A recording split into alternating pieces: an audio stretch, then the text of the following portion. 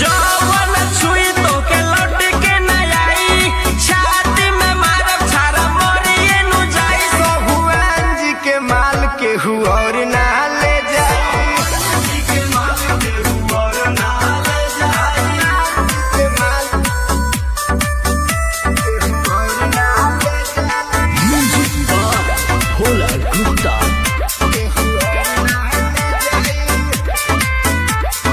साहजी के जदी सनक जाई भेजा, दुआरा पर डोली कोनो लाई ना करे जा। साहज के जदी सनक जाई भेजा, दुआरा पर